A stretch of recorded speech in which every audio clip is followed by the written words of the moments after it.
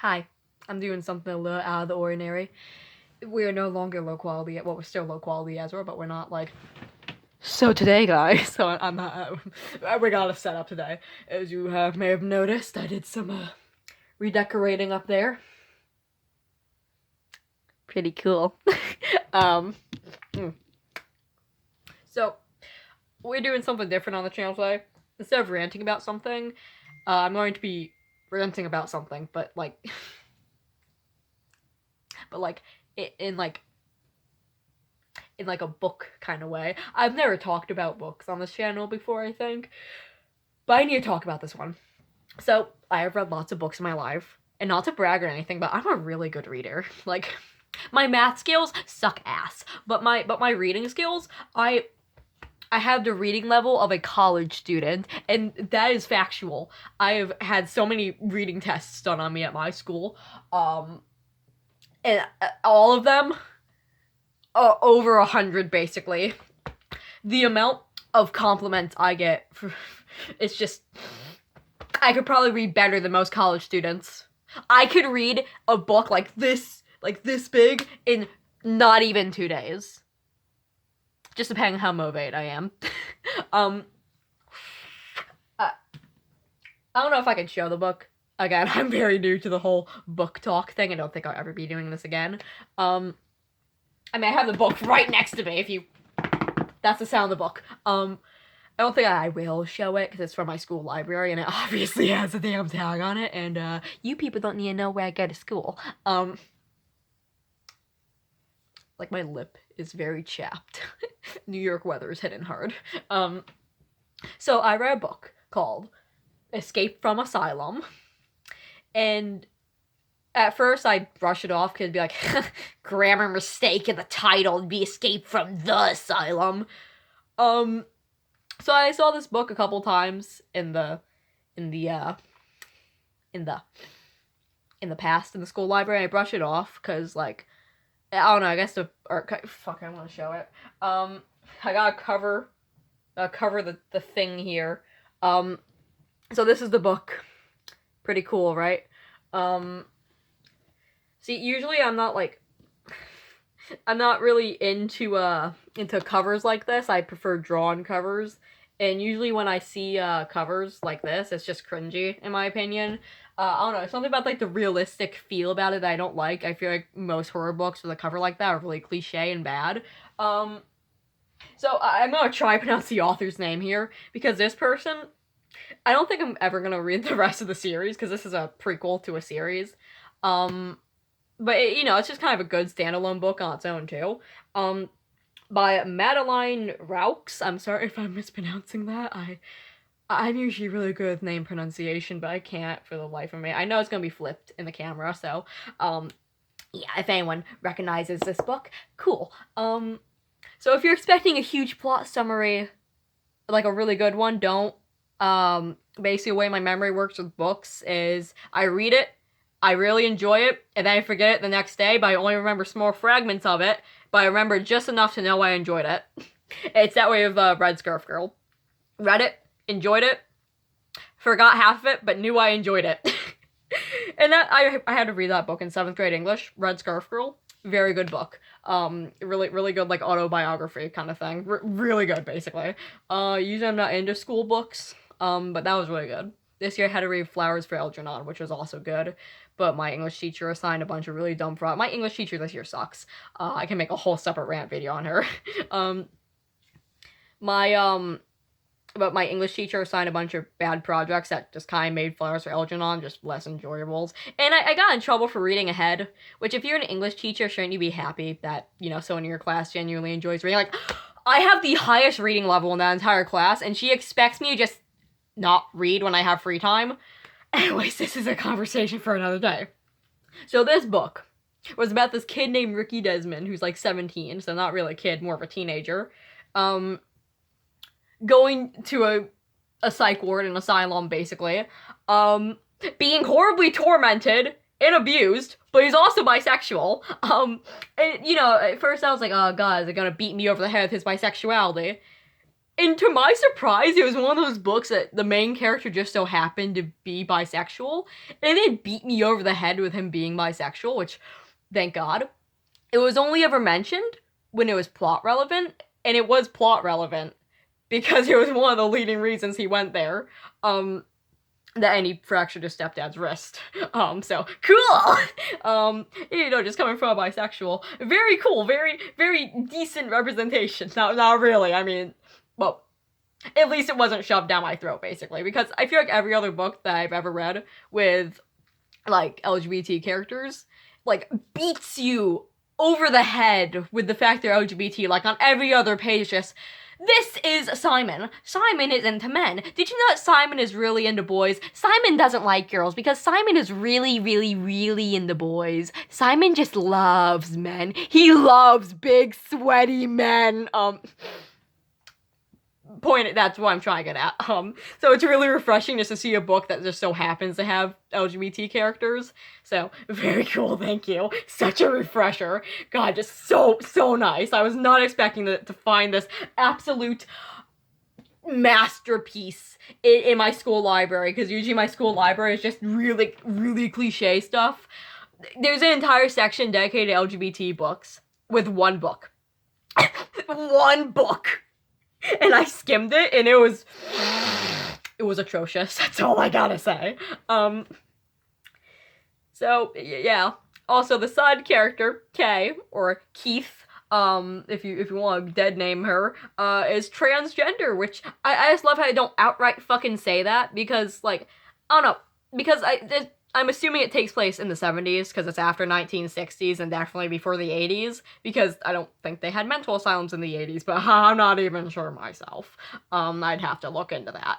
So I'm assuming it takes place in, like, the 70s or, like, the late 60s. People didn't really like gays back then. And... I don't think there were really terms for bisexual. There weren't terms for bisexual and transgender back then. So I like how they didn't just outright say that, because if they just outright said it, then it'd kind of take away from the immersion.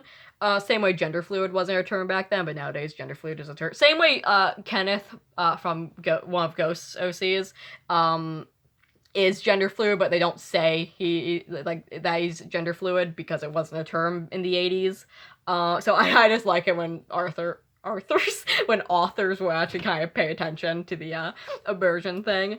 But I do have one problem with this book. Because every book I read, I always have one problem with it, or sometimes, in certain cases, with certain badly written books, Seed Folks was one of the worst books I've ever read in my life as a school assignment. Point is, I will always find something to nitpick at, no matter what I'm reading. It's just my natural critic.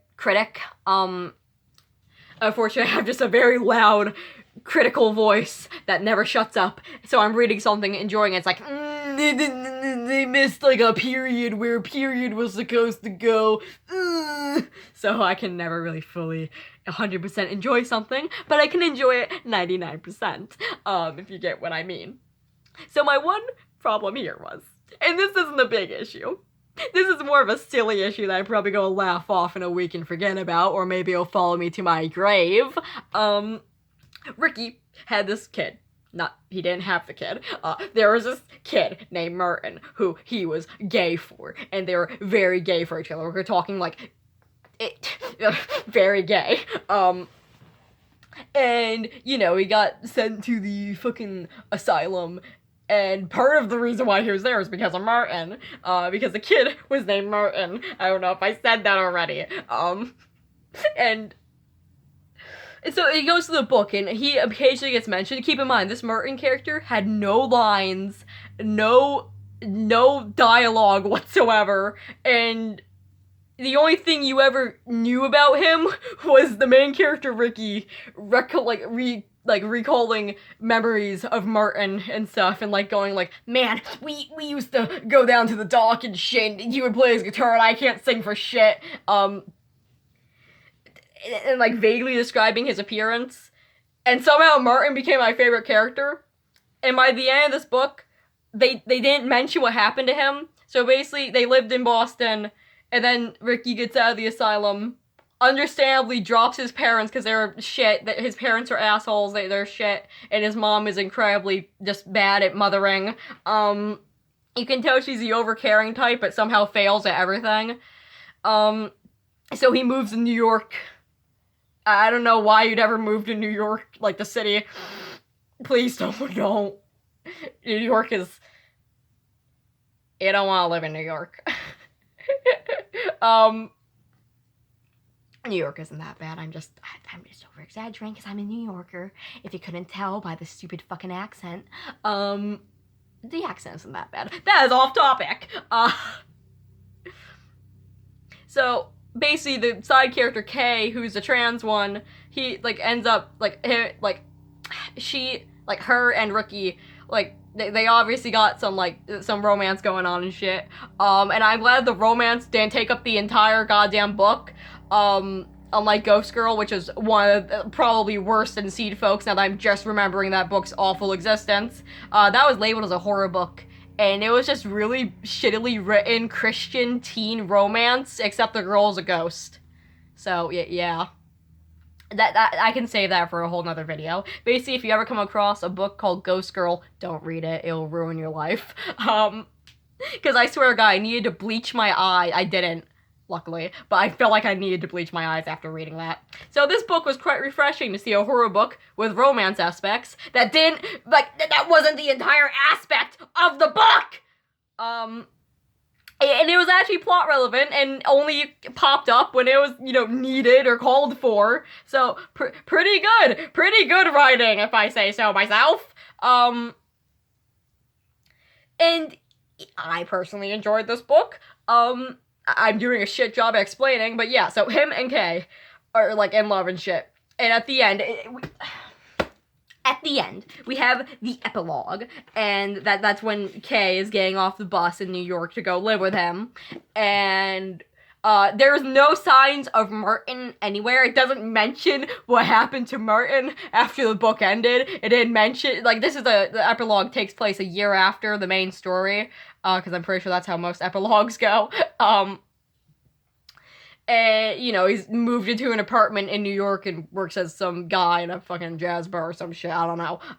Again, I'm already slowly losing my memories of this book. I don't know, you can't, even though Martin was a small character, he was major to me, okay? And I'm dying to know what happened between those two. Just what happened. I can't just fucking fill in the story for Martin. Did he move on? Did he get with another man? What happened? What happened? That's all I'm wondering. And, I after I finished the book, which was 5-10 minutes ago, I finished this book 20 minutes ago, maybe.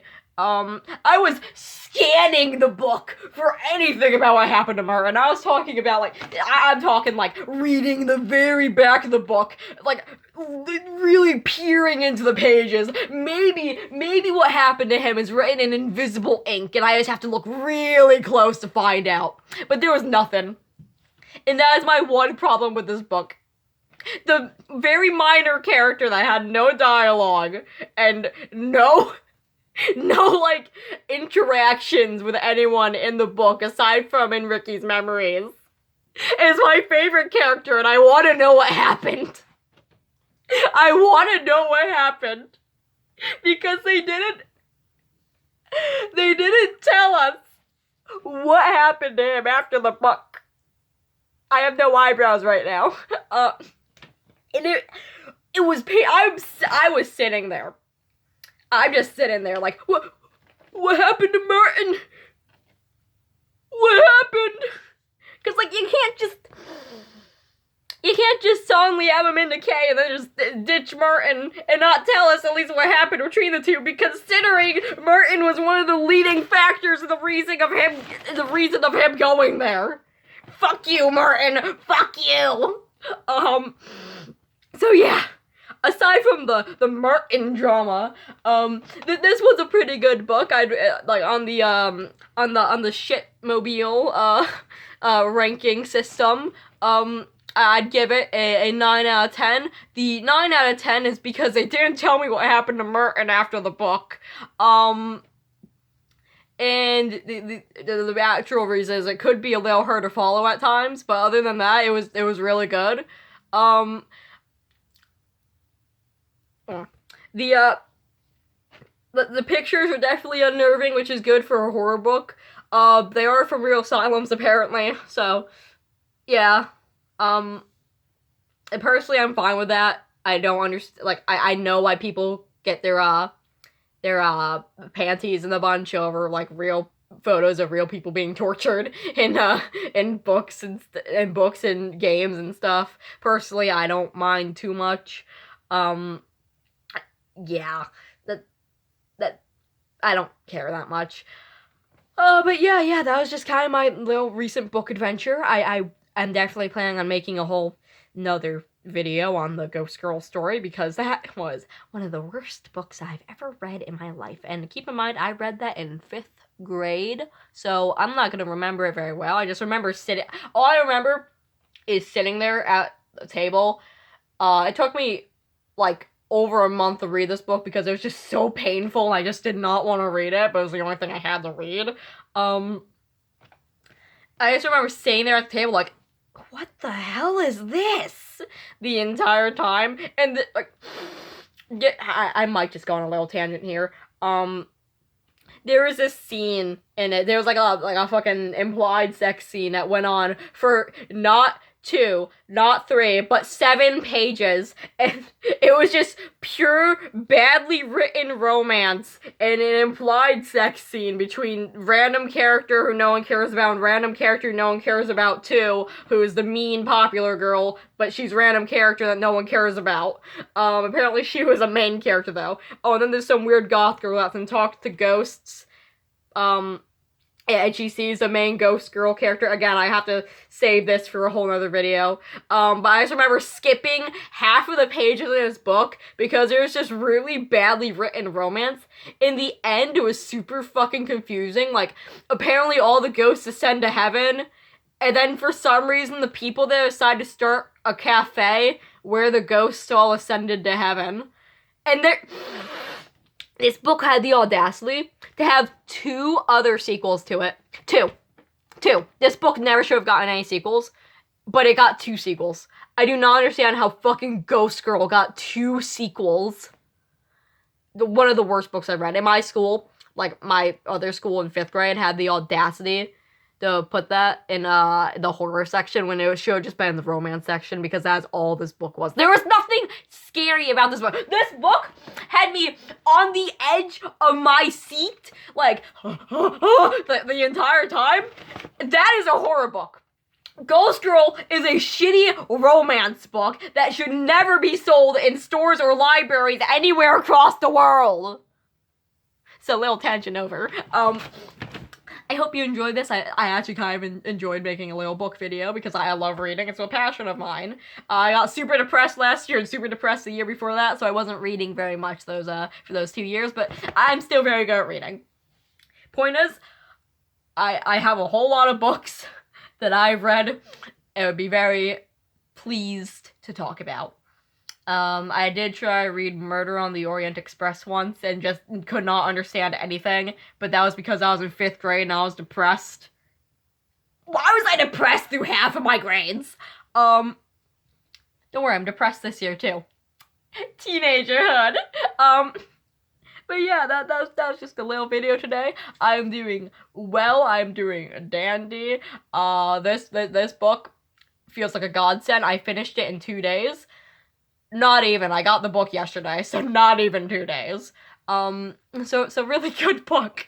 Thank you, Madeline Raux, or however I pronounce your last name, Rooks, whatever. Thank you for good character writing.